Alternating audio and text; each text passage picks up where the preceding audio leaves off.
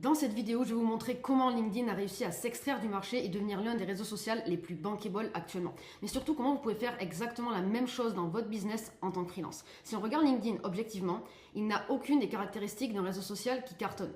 Personne va sur LinkedIn pour se divertir, personne n'y passe non plus des heures par plaisir et personne ne scrolle LinkedIn par réflexe. Pour autant, il y a quand même des chiffres qui sont assez intéressants concernant LinkedIn. Déjà, les revenus 2025 sont de 18 milliards de dollars, ce qui est plutôt pas mal.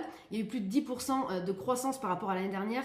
On est plus de 1,3 milliard de membres en 2025 et 80% des leads B2B viennent directement de LinkedIn. Et en fait, ce paradoxe, c'est exactement ce que je vais analyser dans cette vidéo et je vais vous montrer surtout les 5 points qui ont permis à LinkedIn, les 5 stratégies qu'ils ont mis en place afin d'arriver à tout simplement s'extraire du marché et comment on pouvait faire exactement la même chose. Donc on va voir le premier point déjà, c'est que LinkedIn n'a jamais voulu être un réseau fun, en aucun cas. Les standards du marché des réseaux sociaux, c'est très simple, c'est capter l'attention, faire passer le temps et provoquer de l'émotion. En soi, c'est du divertissement. Capturer, retenir, émouvoir. Si on regarde bien LinkedIn, ils font l'exact opposé. Ils refusent d'être fun. LinkedIn s'est volontairement désaligné, on va dire, avec des attentes classiques. Et résultat de tout ça, c'est qu'on n'a jamais comparé LinkedIn à Facebook ou à Instagram sur ce critère précis. Et c'est exactement ce qu'ils voulaient. En fait, ils ont fait un mécanisme d'extraction qui est très simple. Ils se sont posé une question et ils y ont répondu d'une manière très smart. Quand tu refuses le critère principal sur lequel tout le monde se bat, tu sors automatiquement de la comparaison. Et ça, c'est quelque chose que vous pouvez vous-même mettre en place dans votre business. Et on le verra juste après, à la fin de la vidéo, dans les enseignements qui a attiré de tout ça. Et vous voyez que ça, là, c'est vraiment un point qui est vraiment à retenir. C'est ultra important. Parce que LinkedIn n'a pas cherché à être meilleur. Ils ont littéralement changé la règle du jeu. Ce que je vais vous faire comprendre ici, c'est que j'en entends beaucoup qui veulent être meilleurs qu'eux. Ça ne sert strictement à rien. Soyez différents d'eux.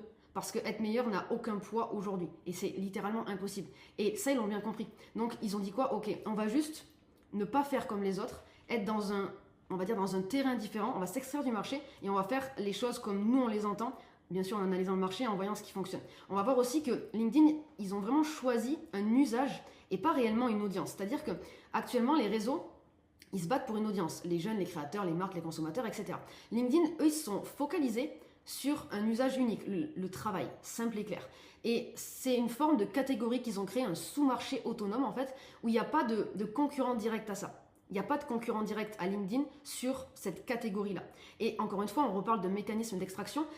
C'est tout simple, quand tu choisis un usage clair, tu ne fais plus partie d'un marché large. Tu crées un sous-marché autonome, tu crées une catégorie. Et en fait, LinkedIn n'est pas un réseau social de plus.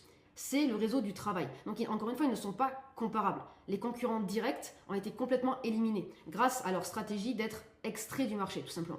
Ensuite, si on regarde bien, LinkedIn ne vit pas de la viralité, ce qui est assez rare sur les réseaux. Parce que les réseaux classiques, la viralité, c'est clairement le moteur central de tout leur business. Plus de vues, plus de likes, plus de reach. Okay, mais LinkedIn n'a jamais fait de la viralité vraiment son cœur de valeur, sa zone de génie. Sur LinkedIn, si on regarde bien, on peut avoir peu de visibilité et pourtant obtenir des résultats réellement concrets, ce qui est relativement rare sur un réseau social. Et en fait, si on regarde bien encore une fois leur mécanisme d'extraction, si on regarde bien ce qu'ils ont fait, c'est très simple. Quand la valeur ne dépend plus du volume direct, tu sors automatiquement du marché qui va être basé sur la performance d'un algorithme. Et ça, c'est vraiment l'un des points, selon moi, où ils ont été très bons. C'est qu'en fait, ils ne récompensent pas ceux qui font plus de bruit nécessairement, mais plus ceux qui sont au bon endroit au bon moment. Ce qui est relativement rare, et on va voir, ça suit directement le 4e point, c'est que LinkedIn a jamais basé sa croissance réelle sur le temps passé sur la plateforme. En fait, ce qu'ils ont fait, c'est complètement différent.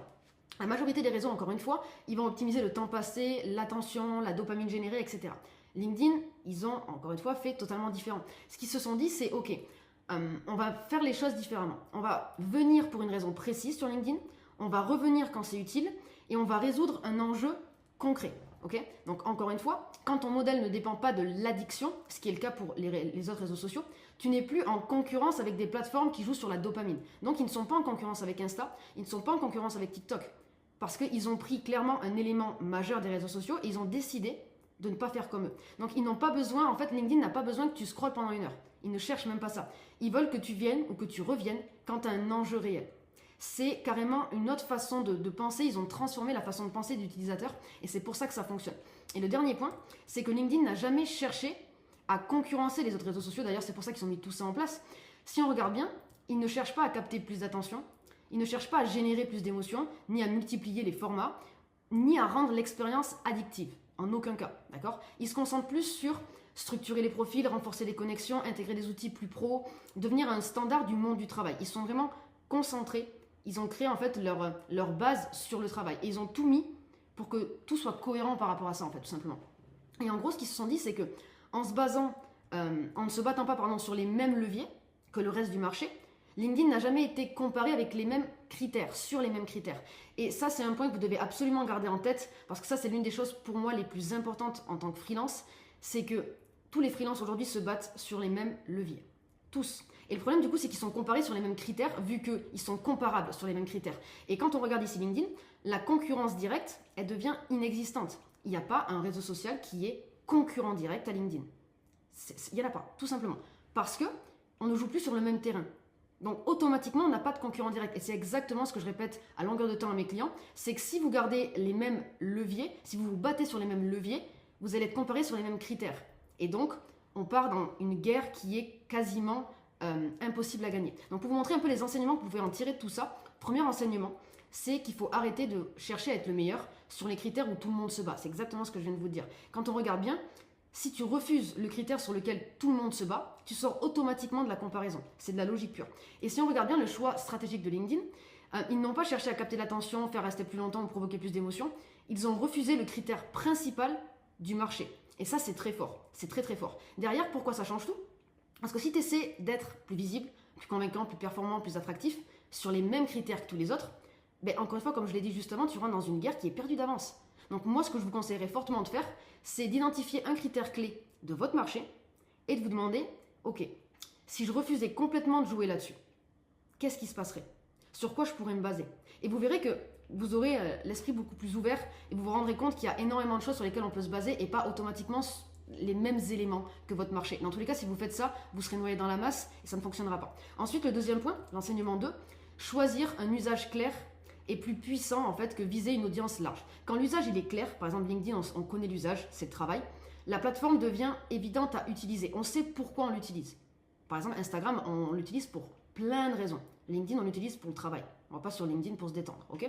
Et le choix de LinkedIn à ce niveau, c'est quoi? Ils n'ont pas ciblé une audience large, ils ont choisi un usage. Et vous pouvez faire exactement pareil. Ils n'ont pas voulu être généralistes, ils n'ont pas voulu être dans le divertissement ou multifonction qui font tout et rien à la fois. Ils ont choisi un rôle précis. Donc, ils ont réellement créé leur propre catégorie. Et ça change tout parce que la plateforme elle devient évidente à utiliser, bien sûr, et on sait quand on y va et pourquoi on y va. Et quand on y est, on sait pourquoi on y est. On n'y est pas pour passer le temps, encore une fois. Et ce que tu peux faire concrètement à ce niveau, c'est en gros reformuler ton activité autour d'un usage précis, pas d'une cible vague, d'accord? Donc, pas je travaille avec des freelances, PME, entrepreneurs, ce que je vois partout sur LinkedIn, beaucoup de freelances vont mettre ce genre de bio, entre guillemets, dans leur profil LinkedIn, mais j'interviens quand X bloque à ce moment précis. Et là, en fait, on est dans un usage et plus dans une cible large, ok? Ensuite, troisième enseignement, la viralité n'est pas un modèle, c'est vraiment une sorte de pari. La valeur, en fait, n'est pas liée au volume, mais à l'utilité du moment. Quand on regarde bien le choix stratégique de LinkedIn là-dessus, ils n'ont jamais basé leur croissance sur le buzz, la viralité ou les pics d'audience. La valeur, en fait, elle n'est pas liée au volume avec eux, mais à l'utilité du moment. Donc c'est, on va dire, une petite stratégie qu'ils ont mis en place qui est ultra intéressante parce que quand la valeur dépend de la viralité, elle devient très instable et imprévisible. C'est pour ça qu'il y en a plein d'ailleurs, des fois sur Insta, qui ont des reels qui vont faire des millions de vues sans aucune raison valable parce que tout est joué là-dessus, tout se base là-dessus. Bien sûr que sur LinkedIn, on peut aussi exploser, on peut aussi avoir des posts qui font beaucoup d'impressions et qui ne ramènent pas, mais c'est pas le but de la plateforme. Ils ne poussent pas à ça, c'est pas le but de la plateforme. LinkedIn, franchement, a préféré une croissance qui va être plus lente, mais beaucoup plus solide. Si vous créez votre compte LinkedIn aujourd'hui, vous n'aurez pas 10 000 abonnés dans un mois. Sur Instagram, c'est faisable même en une semaine. Très facilement. LinkedIn bloque un peu cet endroit-là, cette chose-là, parce qu'ils ne veulent pas ça. Derrière, ce que toi, tu peux faire concrètement en tant que freelance, c'est construire un message qui reste pertinent, même sans buzzer, même avec peu de vues, et même dans le temps, ok? La stabilité bat toujours le volume. Ça, c'est quelque chose que je répète encore une fois énormément à mes clients, c'est que si on veut aller vite, on ne peut pas le faire bien. Il faut à un moment arriver à se poser et rester pertinent avec les choix qu'on fait. LinkedIn, on fait ça et ça a plutôt bien marché pour eux. Ensuite, l'enseignement numéro 4, c'est que si ton modèle dépend du temps passé, tu es en concurrence directe. Eux, ils le savaient très bien. Parce que c'est là-dessus que TikTok joue, que Instagram joue, etc. Peu de temps, mais une raison claire de revenir, ça a été un peu leur mantra. Donc le choix stratégique de LinkedIn, encore une fois là-dessus, c'est quoi? C'est que la majorité des plateformes, elles optimisent encore une fois le temps, l'attention, l'addiction, alors que eux, ils ont accepté littéralement de faire l'inverse. C'est culotté, mais ça a très bien marché parce qu'ils ont été smart dans leur manière de le faire. Peu de temps, mais une raison claire de venir, ou de même de revenir. Okay, pourquoi ça change tout? Parce que quand le modèle il dépend d'une présence constante, tu entres directement en concurrence. Ils auraient été en concurrence avec des gros sur le marché et ils n'auraient jamais marché d'ailleurs. Ça n'aurait jamais fonctionné pour eux. Ils ont littéralement refusé cette guerre. Au lieu de se dire, ok, je vais dans un marché ultra saturé et je vais essayer d'être meilleur qu'eux, c'est, je vais dans ce marché, je vais prendre ce que j'ai à prendre, je vais regarder comment le marché fonctionne, je vois un petit peu là où c'est la guerre et je vais tout faire pour ne jamais être en guerre sur ces critères-là. C'est exactement ce qu'ils ont fait et ce que vous pouvez faire aussi. Concrètement, c'est associer ton offre à un moment critique. Okay, une décision, une transition ou un blocage réel, pardon. Pas de présence permanente. En fait, il faut absolument que vous ayez un œil sur votre marché, que vous compreniez votre marché, de manière à voir où se situe la réelle guerre, où il y a le plus de concurrence, et de ne jamais être en concurrence là-dessus. Parce que vous ne gagnerez pas, il y aura toujours plus visible que vous, des personnes qui auront plus d'argent, des personnes qui auront plus de renommée, qui seront plus connues, ça ne marchera pas. Donc, le but, c'est de s'extraire de tout ça pour créer sa propre catégorie automatiquement et là avoir une chance de pouvoir se développer. Et ensuite, 5e enseignement, quand tu ne joues plus sur le marché, le même terrain, le marché saturé dans lequel tout le monde est, la concurrence a disparu par logique. C'est juste une question de logique. Parce que, en gros, quand la question change, la comparaison s'effondre. C'est de la logique encore. LinkedIn n'a jamais essayé d'être plus cool, plus fun ou plus attractif, on l'a vu. Ils ont simplement changé de terrain de jeu. Et vous pouvez le faire aussi. C'est d'une simplicité sans nom. Et pourquoi ça change tout? Concrètement, aujourd'hui, personne ne demande LinkedIn ou Instagram. Il n'y a aucun débat entre les deux. Il n'y a pas de choix à faire. Parce que ce ne sont pas les mêmes plateformes. On peut aller sur LinkedIn pour une raison et sur Insta pour une autre. Il n'y a pas de combat. Ils ne jouent plus dans la même catégorie. Donc même si certains vont les comparer, c'est ces personnes-là qui n'ont pas compris en fait l'enjeu parce que ce ne sont pas les mêmes plateformes.